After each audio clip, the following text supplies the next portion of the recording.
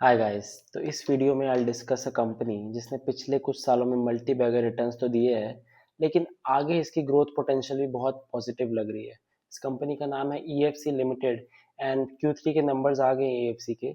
तो EFC has reported 52% of revenue growth, 20% EBITDA growth और 54% PAT growth year on year basis पे। तो EFC के ना तीन बिजनेस मॉडल है। एक तो हमारा लीजिंग बिजनेस है जिसमें ये क्या करती है, कंपनी के लीज पे ऑफिस स्पेसेस लेती है और उसको फिर अपने क्लाइंट्स को रेंट बेसिस पे दे देती है और उस पर रेंट अर्न करती है। दूसरा बिजनेस है डिजाइन एंड बिल्ड, जिसमें अपने ही क्लाइंट्स को डिजाइनिंग सर्विसेज, इंटीरियर डिजाइनिंग या कुछ भी ऑफिस में कुछ मेक ओवर कराना हो या कुछ ऐड कराना हो, कुछ नई कैंटीन, कोई नई मीटिंग रूम, तो ये सब सर्विसेज ईएफसी के दूसरे बिजनेस मॉडल में आती है, डिजाइन एंड बिल्ड में। तीसरे में फर्नीचर बिजनेस है, जहाँ पे एग्जिस्टिंग क्लाइंट्स को, न्यू क्लाइंट्स को फर्नीचर देते हैं। ऑफिस फर्नीचर भी हो सकता है, अगर कोई न्यू क्लाइंट है तो कोई अलग तरीके का फर्नीचर भी हो सकता है। तो ये तो एक अपसेल भी है कि एग्जिस्टिंग क्लाइंट को आप और कोई सर्विस दे रहे हो, तो एक अपसेल हो गया। तो अगर सेगमेंट वाइज में बात करूँ ना, तो लीजिंग बिजनेस 40% से ग्रो करा है। 135 करोड़ की सेल हुई है out of the total 270 crore जो इस क्वार्टर में ईएफसी ने 270 यानी 270 करोड़ का रेवेन्यू रिपोर्ट किया है। आधा तो लीजिंग बिजनेस से आया, 135 crore. Design and build business पिछले साल से 76% ग्रोथ हुई है रेवेन्यू में, और उसने 119 करोड़ बनाया है। और फर्नीचर बिजनेस 16% ग्रो किया है ईयर ऑन ईयर एंड उसने 15 करोड़ ही कमाए हैं। तो पिछले 2-3 क्वार्टर से ना मैं देख रहा हूँ कि डिजाइन एंड बिल्ड काफी ग्रोथ ड्राइवर है ईएफसी के लिए। और जो नई ऑर्डर बुक है वो भी स्ट्रांग है इस सेगमेंट में ईएफसी के लिए, डिजाइन एंड बिल्ड के सेगमेंट में। तो पिछले साल ही ईएफसी ने अपना फर्नीचर बिजनेस स्टार्ट किया था, जो कि और एक फर्नीचर कंपनी भी एक्वायर करी थी। तो अब उनका टोटल कंट्रीब्यूशन फर्नीचर बिजनेस से जो टोटल इस FY26 में 6% हो गया है। लाइक टोटल रेवेन्यू में 6% कंट्रीब्यूट करता है फर्नीचर का बिजनेस। लीजिंग का जो कंट्रीब्यूशन है 52% है, और जो डिजाइन एंड बिल्ड है उसका 42% है। तो मैनेजमेंट ने कहा है कि मिड मिड टर्म में, लाइक मिडल टर्म में, लाइक अगले 3 से 4, 2 से 3 सालों में मैनेजमेंट का ये फोकस रहेगा कि तीनों के तीनों बिजनेस मॉडल इक्वली कंट्रीब्यूट करें, 33%, 30%, 35% के अराउंड। तो अ, जो एक बहुत पॉजिटिव चीज है ना ईएफसी की, वो है ये है कि एक्सपैंड तो कर ही रही है, नए सीट तो ऐड कर ही रही है ईएफसी, लेकिन 90% से प्लस ऑक्यूपेंसी भी मेंटेन करती है ईएफसी। तो जो दूसरी को वर्किंग स्पेस की कंपनीज है ना, वो एक्सपेंशन पे ज़्यादा ध्यान देती है और उनकी ऑक्यूपेंसी लेवल्स कम होती है, अगर आप जाके देखेंगे। लेकिन ईएफसी के 90% से ऊपर प्लस ऑक्यूपेंसी लेवल्स भी होते हैं, और एक्सपैंड भी अच्छा ही कर रही है कंपनी। एक्सपेंशन पे अगर बात करें तो लास्ट क्वार्टर कंपनी के 680 क्लाइंट्स थे, अभी 720 हो गए हैं। एवरेज रेंट पर सीट पहले 6500 से 6700 था, अब 7000 से 7300 हो गया है। जो टोटल सीट्स है वो हो गई है 73,932, जो कि पिछले क्वार्टर 68,241 थी। तो आपको पता है कि हर क्वार्टर में ईएफसी 5,000 सीट्स ऐड करने का एक गाइडेंस है उनका। तो जो टोटल बिल्ड सीट्स है ना, बिल्ड एज इन जिसकी बिलिंग हो रही है, वो 58,600 है। कंपनी ने ये कहा है कि जो डिजाइन वाली मार्केट है, यानी कि डिजाइन बिल्ड वाली इंडस्ट्री है, it is expected to grow at 16%, पूरी इंडस्ट्री। फर्नीचर बिजनेस जो स्टार्ट हुआ था very basic furniture, office furniture से, वो अब company they are also catering to hospitality industries के clients as well, like hotels and all. एक दुबई का काफी बड़ा होटल इनका क्लाइंट बना है। तो जो फैक्ट्री जो मैन्युफैक्चर करती है फर्नीचर ईएफसी के लिए, उसकी जो कैपेसिटी है ना, वो 275 करोड़ से 300 करोड़ की कैपेसिटी है। करंटली 110 करोड़ ही बनाती है एनुअली। ये फैक्ट्री का जो माल बनाती है वो 110 करोड़ का बनाती है। But they have the capacity to manufacture more without the need for any capex. नई फैक्ट्री के अलावा को ऐड करे बिना अभी अगले 2 साल तक मेंटेन कर सकती है ईएफसी। 40 करोड़ की ऑर्डर बुक भी है फर्नीचर सेगमेंट में कंपनी के पास। एक कंसर्निंग थिंग है ईएफसी की, इसके इबिटा मार्जिन पिछले सेकंड कंसेक्यूटिव क्वार्टर है जब इनका इबिटा मार्जिन 10% से फॉल हो गया है। बट मैनेजमेंट ने क्लैरिफाई किया है कॉन कॉल में that it is due to accounting change. तो अकाउंटिंग चेंज क्या है कि as you know that EFC leasing business में, तो पहले they lease the property and then rent बाद में आता है क्लाइंट से। तो जो रेंट होता है ना that get spread into depreciation and interest cost. तो इसकी वजह से इबिटा मार्जिन बहुत इन्फ्लेट होके आता है, लाइक नॉर्मली प्रॉफिट मार्जिन से ज्यादा दिखता है प्रॉफिट मार्जिन उनका। ये होता रहा है। बट पिछले 2-3 क्वार्टर से क्या हो रहा है, लीजिंग बिजनेस पहले 60% कॉन्ट्रीब्यूट करता था, अब 52 करता है। तो लीजिंग बिजनेस धीरे धीरे नीचे आ रहा है, तो इसकी वजह से इबिटा मार्जिन भी धीरे धीरे नीचे आ रहे हैं, जो कि इन्फ्लेट हुए थे पहले और अब वो नॉर्मल लेवल पे आ रहे हैं। तो लाइक आपको पता है कि लीजिंग बिजनेस 60% से 50 आया, डिजाइन एंड बिल्ड 35 से 42 आ गया है, फर्नीचर बिजनेस 3 to 6 आ गया है।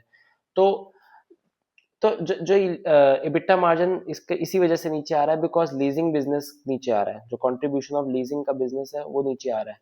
तो मैनेजमेंट ने ये कहा है कि रियल पिक्चर अगर आपको मार्जिन की देखनी है तो पैट मार्जिन से दिखेगी, क्योंकि हमारा रेवेन्यू मिक्स थोड़ा चेंज हो रहा है। ये उन्होंने कॉन कॉल में क्लैरिफाई किया है।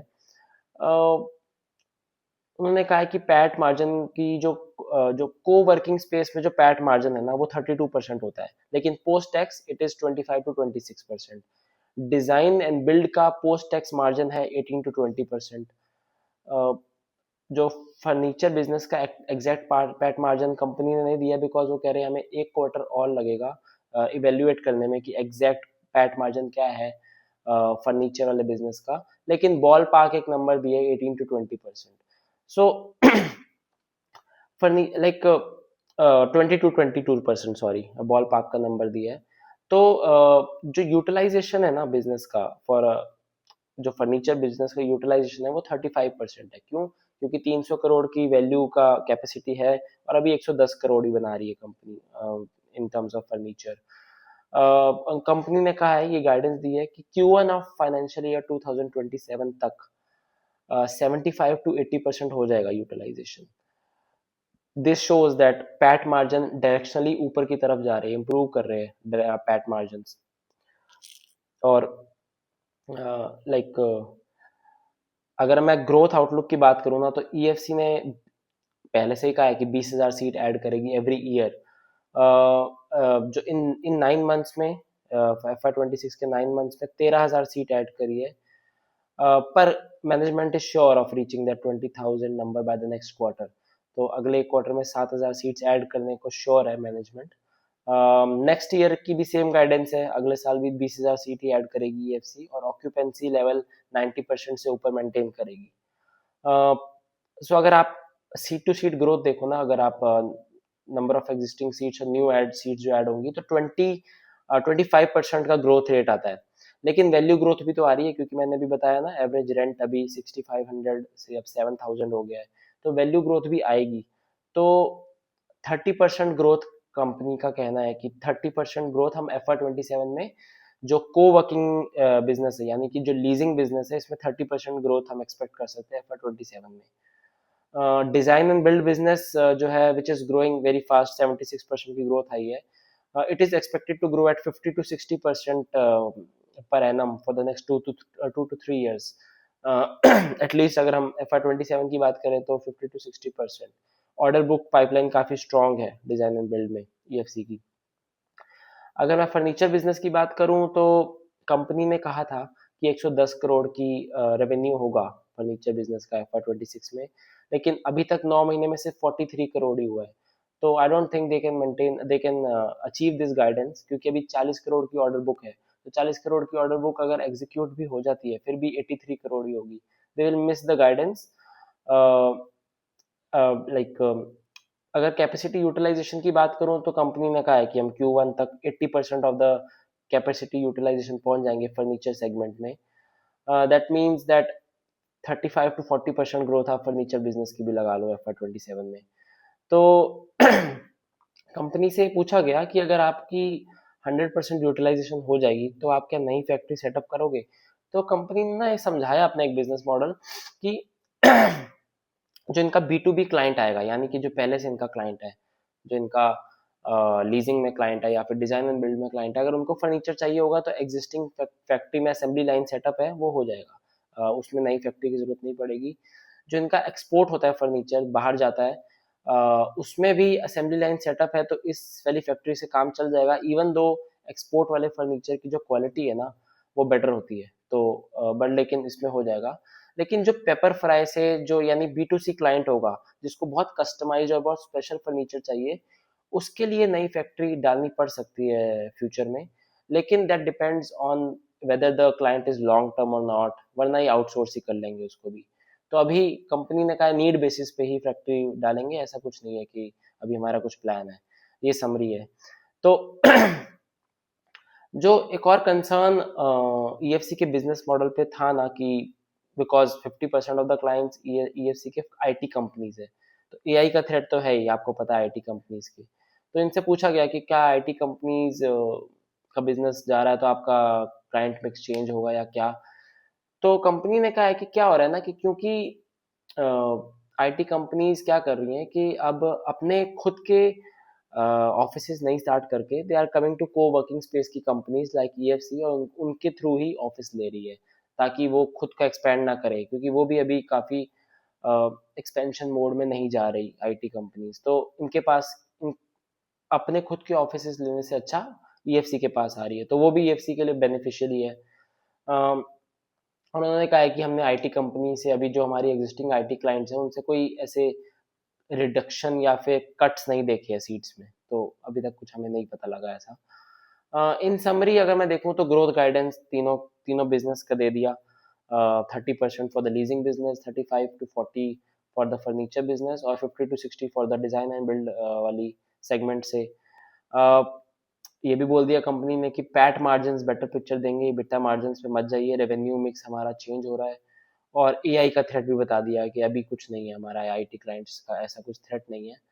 अगर मैं वैल्यूएशन वाइज बात करूं तो करंट पीई ईएफसी का 19 है। FY26 का फॉरवर्ड पीई निकालूं तो 15-16 बनता है, और FY27 का अगर मैं फॉरवर्ड पीई निकालूं तो 10-11 बनता है, इस नंबर से जो ग्रोथ का नंबर मैंने बताया। तो डील अभी भी बहुत अट्रैक्टिव है, अच्छी अट्रैक्टिव है, अच्छे वैल्यूएशन पे अवेलेबल है ईएफसी। पहले भी था, लाइक अब तो करेक्ट हो गया 350 से करंट लेवल्स पे, तो बिल्कुल अट्रैक्टिव है। बाकी प्लीज आप खुद इस कंपनी को एनालाइज करो, ट्रैक करो, एंड ऑल्सो अगर आपको वीडियो पसंद आई तो subscribe to the channel, like and comment अगर आपका कोई भी क्वेश्चन हो ईएफसी से रिलेटेड। Thank you.